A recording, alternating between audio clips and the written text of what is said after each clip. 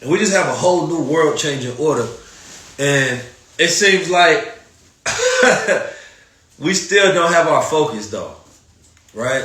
No matter what happens, it's almost like we just won't take it serious. We just won't take life in the world serious. All this power that I see going on, right? Because I think that we don't want to unify, and I've accepted that fact. I've accepted it to an extent. We don't want to unify. But I do know, that we want power. We want power. But then you gotta ask yourself, how do we get power? So instead of pushing unity, I'm gonna start pushing power. Right? Just pure power. Because unity is a side effect of good organization. Right? It's a side effect of people being aligned on vision. So it's really no point of pushing the unity, because I've tried to do that multiple times. But that shit don't work. The thing is about, I wanted you to navigate, you can't even see though.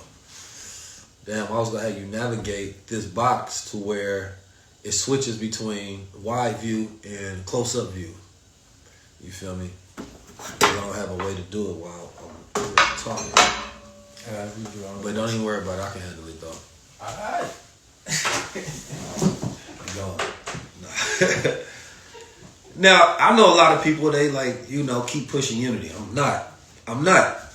Because if we wanted to unify, we would. That's it.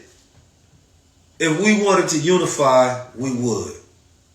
If we wanted to decide to collectively come together, and we know how, right? We seen during the, so let's put it like this. Yesterday I was writing my book about articulation, communication, how to have a high level, right? From how to have a high level from the standpoint of like how I create them, how to have a high level with yourself, and how to have a high level with people in the world. So in that, there's a framework. When you're starting off any conversation, we start off, right, with, let's say, the problem. And the problem is that we've been pushing ideas that people don't actually believe in, right? We have organizations and groups that have a lot of resources and power. And if we was able, and if we wanted unity, it's the simplest way to make that happen would say, let's look at the organizations that have the most amount of resources and bring those leaders together to decide what we want to do next. So we're talking about the Divine Nine, right? All my people that's in fraternities, sororities, right? Those are the people who have a lot of money and a lot of power behind them. But we haven't done that. But let's say if we wanted to do that, we look at the Divine Nine. We look at NAACP, the Jewish founded black organization, right? We look at things like that. We look at the church, right? We have tens of thousands of countless amount of churches that exist in the community. We'll look at the black leadership.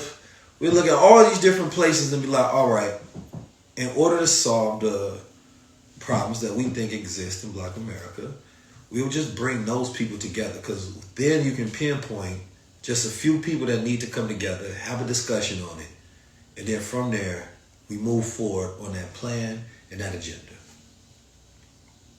That's the simple version. But again, simple does not mean easy. So we have these organizations that essentially comprise the idea of what is Black America, right? And Black America, not in the sense of every individual, right? But if we was to look at a chart, who has the most resources, the most members in it, and then you go to those leaders. So we say we don't have leaders, and that's false, because these people there's heads of these organizations, right? And so when we want to hold anybody accountable, you don't look at the celebrities. That's not it. That's called scapegoating. No, you look at the heads of organizations who actually have resources, network, and power. You don't look at an influencer and saying, what is they not doing? What is they doing? Not the way that it works. That's called scapegoating. You're going to who closest to you, not who actually can have an effect and power. Right? Now, I've been pushing and teaching and executing upon getting our minds in tune with the economic readiness of the time that we're living in.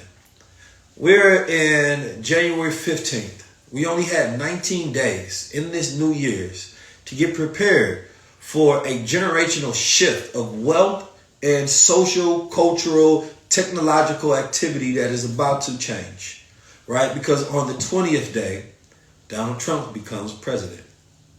So you had 19 days to prepare. Now again, 19 is a number that represents something to unfold. Now, I've been teaching this for a very long time. I said it's the age of 19, which is the age of AI, because A, numerical value 1, I, numerical value 9. Now, I broke this down so that we can observe deeper than surface level, because when we can observe the universe from a mathematical sense, right, then we can see the play behind the scenes. So, we go into artificial intelligence, artificial ingredients, artificial inflation, artificial insemination, artificial information, right? These are all AIs. American Indian, American immigrants. These are the ones that are more pervasive as the narratives that are weaved.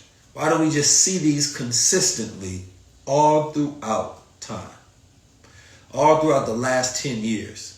If we looked at numbers like a matrix code, we'll see the number 19 just popping up, popping up, popping up. But we look at them instead as letters. And we don't look at them as numbers, so we don't understand the code of reality and how to be able to see the web of things that connect. Because that would have told you that no, these things, right, or what we're headed towards. So I can see the shift coming in, and now we're in the year of 9. We're in the year of 9, which is a year of completion, right? If you were born January, or you were conceived January 1st by your parents, the 9th month is the month of the year, which is September. People talk about Virgos or whatever. It is the year, it is the month where more people are born than any other month in the world, specifically on the 9th and the 19th. These are the 2 most popular days for birth in history. Right? So, as we're going into this represents one thing going out and one thing coming in. Because an ending just represents a new beginning. Right? So, that means that a mind that thinks as a higher mind sees things and say, okay, well, if that is the narrative over the time that we're living in, if this is the age that we're living in, then how do I prepare?